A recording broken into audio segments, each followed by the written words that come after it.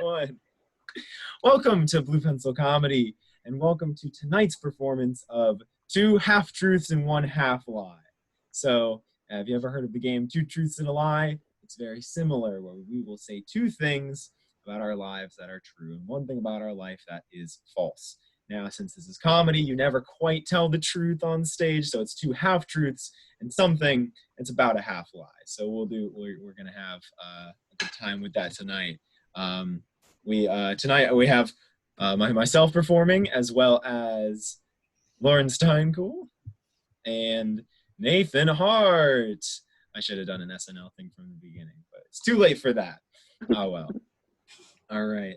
So welcome everybody, and I guess I can get started with my two truths and a lie, half truths and a half lie. Oh, by the way, at the end, we after we say all three of them, kind of go through and see what everybody thinks might be the truth, might be the lie, and then we'll reveal it to the world. All right. So as I begin, I'm going to go kind of backwards chronological order for how these things happen in my life. So the most recent one, which is I would describe as the most college day that I've ever had. It's the most, for me, my college experience is normally pretty chill. I don't do anything crazy stuff like that. I'm gonna look back on my college years and be like, they were all right. It was fine. And that's what I am looking forward to in my many of the years from now.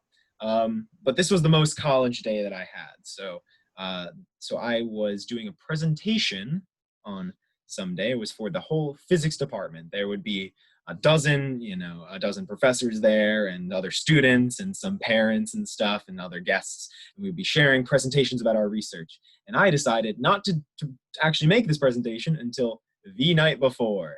And that is, and I stayed up all night, sleeping on my couch, doing the presentation, getting it ready, waking up very early and still working, and then actually going to the place. And as they were getting everything set up for the beginning, finishing the presentation really quickly, I was also emceeing the presentation for some reason. And so it was very unprofessional of me to be doing this. And then I give the presentation, it goes over as well as you'd expect from that kind of setup.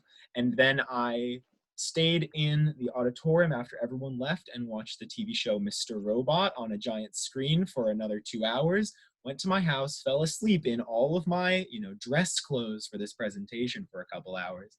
Went to Jackie O's with a family friend, got in line for the Rocky Horror Picture Show, which was, if you don't know, is a quite crazy bar event they have at the Union and other places where I was wearing relatively tight clothing and then eventually got lipstick from somebody in line.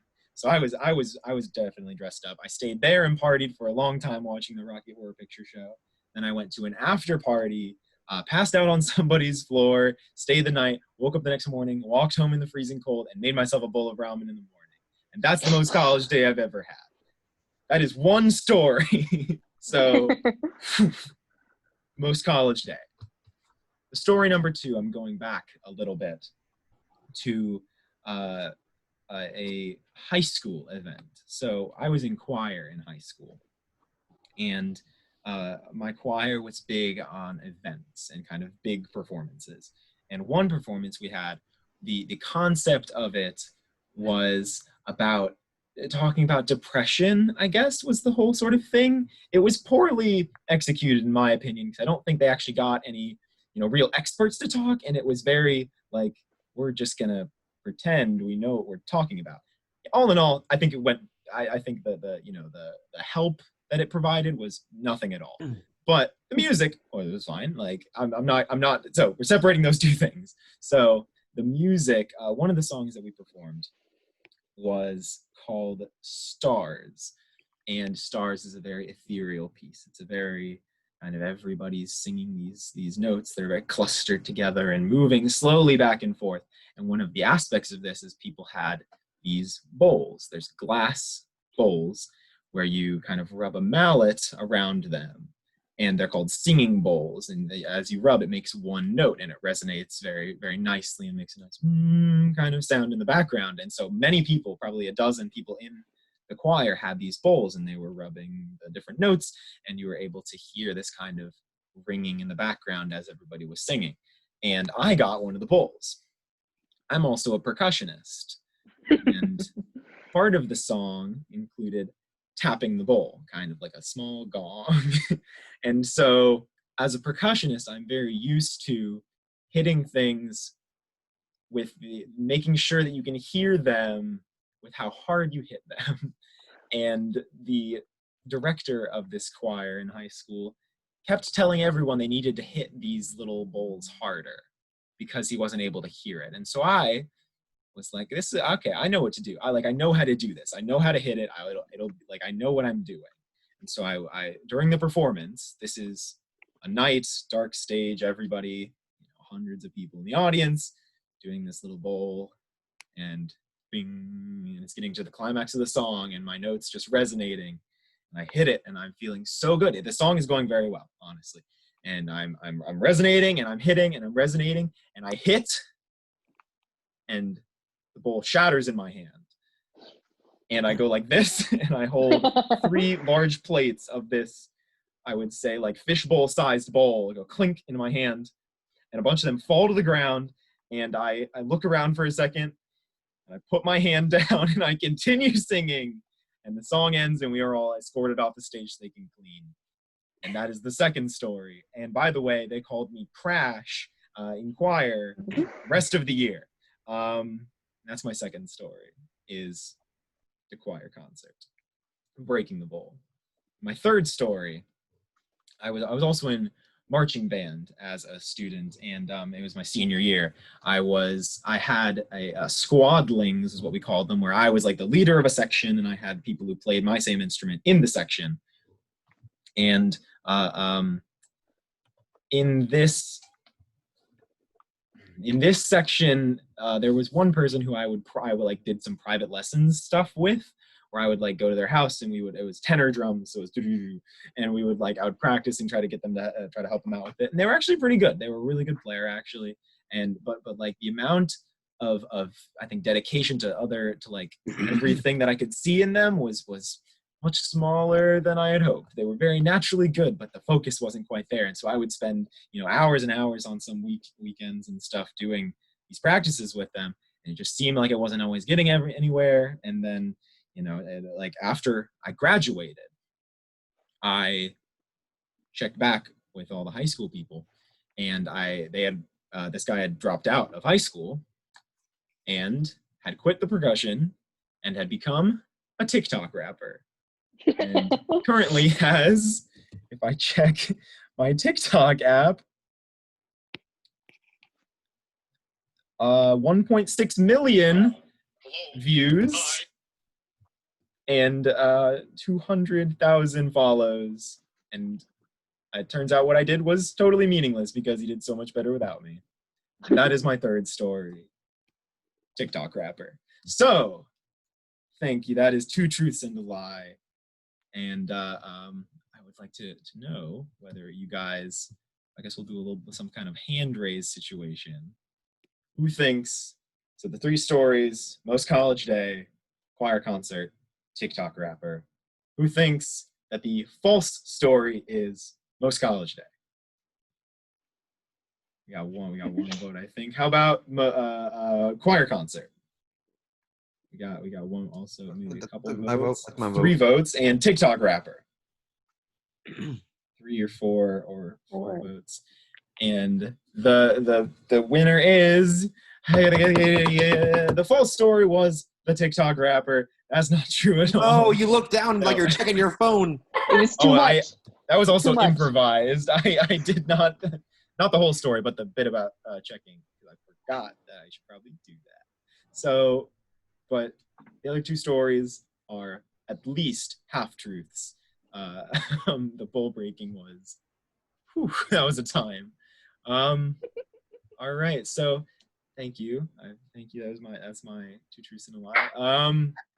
Now, who would like to go next so that I may pin? I would. Okay, please welcome our next dirty liar, Warrenstein Cool. So I don't have secrets which makes it very hard to lie.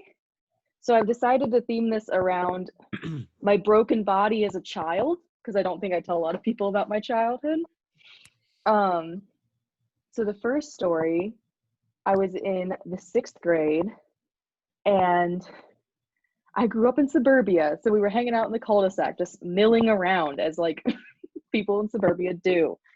And I was pushing my dad, and he was not moving. And I was like pushing with all of my might. And he's an electrical engineer. So he looked down at me and went, "To move more mass, you need more velocity," which means get a running start. So I back up, run at him. And then what he didn't tell me is the mass can just sidestep me, and I trip over my own feet and like land on my hands like wrong. And I broke my radial growth plate. But the thing about breaking a growth plate is it's cartilage, so they can't tell in an x-ray. So I had to like wear a splint or a brace, I'm not clear on the word, for like 2 weeks. And then after that, if I still felt bad, they were going to put me in a cast. So I went to school with this brace on, and the teachers were like, "Oh, what happened?" And I was like, "Oh, my dad broke it." Like, not understanding what child abuse was, not understanding why I was getting concerned looks at all. Just being like, isn't it funny? And then so it didn't get any better because it was a growth plate break. And they put me in a cast. I remember being so excited because I was going to make all these friends. I was going to be so popular because everyone was going to want to sign my cast, and I was going to be the shit. But I got to school the next day, and Brendan, the quarterback of our 6th grade football team, had also broken his arm at the football game. So he got to be popular and I did not. And then the second story I have is in the 8th grade, I was on the pre-competitive swim team because I was a bad swimmer, so they wouldn't put me on the competitive one. And I don't know if I ate something bad or like was doing like going way too hard, but I knew I was going to throw up. So like I ran out of the pool, ignored the lifeguard, and just like ran. And I got to the bathroom, and the way the bathroom is set up, like it's the locker room / bathroom. There's like the locker room section and the bathroom section that has its like own doorway, but no door in and out. And I'm sitting on the toilet and I'm like, I feel better. I think I feel fine. So I get up and I start walking out, and then I vomit all over the floor, but it's in the doorway section. So I can't get out. I'm just stuck behind my own little wall of vomit. And swim practice ends, and everyone like comes in, they're like, "Oh my God, who vomited?" And then they just look up, and I'm just sitting there because I can't leave, and I'm clearly the culprit. So the last story is also a lack of academic feat. So we had to run the mile like through all of middle school, and I was consistently the slowest by a healthy margin. I mean, arguably healthy is the wrong word. But like everyone would finish, and I still had a whole lap to run around the football field. And every time I would finish, I'd get like very apathetic applause. And I was like, I hate this. I hate this so much. And they made us practice the mile by running it every time we had gym class. And I was like, this been just great as the first time. Anyway, so the second time before the end, or before they test us, or the time before they test us on the mile, I am once again the only person running on the football field. And, you know, I was like, you know what? This is humiliating.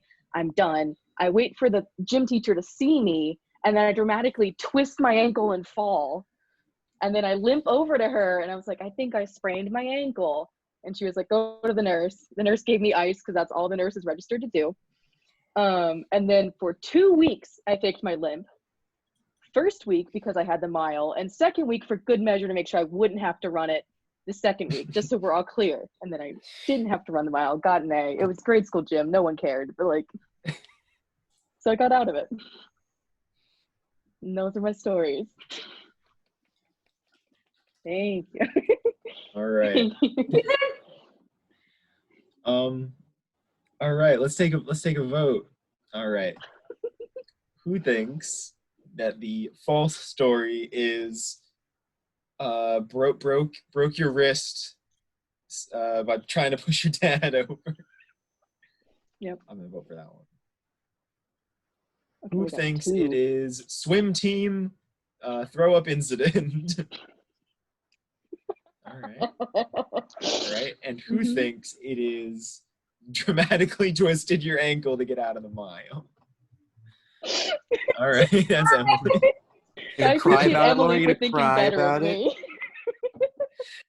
All right. Lauren. It was the running story. The vomit story is entirely true. It's your team. I know. I got you. Why didn't you get a running start? Why didn't you get a running start and just get over it? What? What? Why didn't you just get a running start and leap over the vomit pile so you couldn't be the cult? You couldn't be caught. We established I'm bad at those in the first story. They had caused her wrong in the past. Oh my god. I think this would have this would be a good game if you could ask one question to like interrogate. So why didn't you jump over the vomit pile if you Nathan's one question? And it's still applied. All right. Thank you, Lauren. Thank you. Wonderful, wonderful. Another round of applause. All right, now please welcome up our last dirty rotten liar, Nathan Hart. All right. Thank you for the applause. The front room. I'm gonna tell you 3 stories, and I'm gonna make a loud in between them so you know clearly when they're delineated and which story starts which, because they're all about the same topic, which is the 3 times in my life that I've broken my arm. So I'm gonna start not specifically my right arm. It's always the right one, and it's not even a break all the time. It's a fracture or compound fracture, and it's always the wrist. Anyways, here's break number 1. I was 4 years old, sitting in my living room. Right, I was watching Barney, and I was enthralled by Barney. And I had my twin brother next to me, and he had a blanket, and he was also watching Barney. And he turned to me and he went, "Hey, what if we were watching Barney in the office?" And I went, "Great idea." And he got up and he started running, and he had the blanket trailing behind him. And I started chasing after him. And my mom was like cleaning off like a salad in the sink. And we were running past her, she went, "Adam, pull the blanket up. Your brother's stepping on it. You're going to trip him." And he went, "What?" And then I stepped on the blanket, and then he ripped it out from under my legs. And I did a backflip and landed on my arm. And then my mom was on the phone with like her sister, and then she was like, "Oh, I got to deal with this shit now." Because my son just did a somersault in front of my face. So that's story number 1. Story number 2. I am in 7th grade gym class, which is a land of dodgeball. After a long fought dodgeball battle, I am part of a small group left on my team while there is a large enemy force opposing me. All right, and I decide to take it upon myself to win the game for my team, and I start going on an absolute tear. I am pelting dudes right and left. I am making kids who had their voices drop go back higher again. I am hitting dudes so hard that the body hair, the small body hairs that they had from puberty just sucked back in. And I decided it just came down to me. It was me versus 2 girls. And I was thinking, well, wouldn't it be cool if I did that action movie thing where they sideways dive, and while they're diving they throw something? And so I tried that, but instead of successfully doing that and hitting something, I threw it, and then it missed both of them, and then I landed on my arm and then went, "Ow!" And then I had to be carted off to the nurse's office where they administered ice. So that's story number 2. Story number 3, I'm in 2nd grade. I am 7 years old, I believe. Once again, me and my brother are hanging out. We were sitting in the office this time, not watching Barney because we had outgrown that. We were now watching SpongeBob, probably, a man show. And we were sitting there, and we had this weird futon sort of chair thing that had like this big fluffy cushion. And we decided we wanted to play this game that we came up with called Burrito, where one of us would roll up into this big ass cushion, and then the other one would jump on them. There weren't any rules. It was just, all right, now you jump on me, and then I'll jump on you later. So we do that, and I'm rolled up in the cushion. My brother's jumping on me. It's a great time. And I get a few turns jumping on him. We're having a whale of a time. We're rolling around in this cushion thing until at one point he lands on me in such a way that my arm breaks, and my mom. I was home alone with my dad at that point. My mom had gone out literally for 5 minutes to buy stamps, and so she goes, all right, Dan, make sure you watch the kids, make sure they don't hurt themselves. And he goes, all right. And then 5 minutes later, she returns. My wrist is limp, not because I'm gay, but because it's broken. And she goes, and I'm screaming, crying in like a very real sort of pain way. And she goes, what happened? And then my dad goes, Adam jumped on him, which is my twin brother's name. And so my dad makes a sling out of a magazine because I'm in very, very much little kid pain. But then I go to the urgent care and they give me a popsicle and a cast, and I feel better. So and that's the end of story number 3 and the end of my time. Thank you. All right. Let's see if I can remember. Okay, who thinks that the lie is the first story where he broke his arm? Or the first story where he tripped on a blanket. I'll vote for that one also. Who thinks the second story where he dived in dodgeball? Audrey's voting No, for this God. one. And how about the third story where he was a burrito and his mom was going out for stamps? All right. Nathan? The middle one was in fact a lie. The other 2 stories were true. I did break my arm by being a burrito. You told me that story the other day. I know. And I went, why is that a game you play? And Oh, you were like, I was thinking his brother. Anybody who has a brother would know. I know. Oh. So Adam broke your arm twice. Oh my. Thank you, Nathan. All right. Hey everybody, thanks for playing 2 truth and a lie. 2 half truths and 1 half lie. We have some winners and some losers today, and only you know, because nobody else was paying attention to what you voted for. So thanks for coming. On Mondays and Wednesdays, we have our meetings at 6 o'clock on Zoom. It should be the same link as this one if anybody's interested. But so if anybody is ever going to show up who's watching this, I don't know who's to say. But come to a meeting. It'll be a good time. All right. Otherwise, thanks to everybody for coming, and I hope you have a real good night. Be safe out there. Fighting us. Good night. Goodbye. Bye-bye. And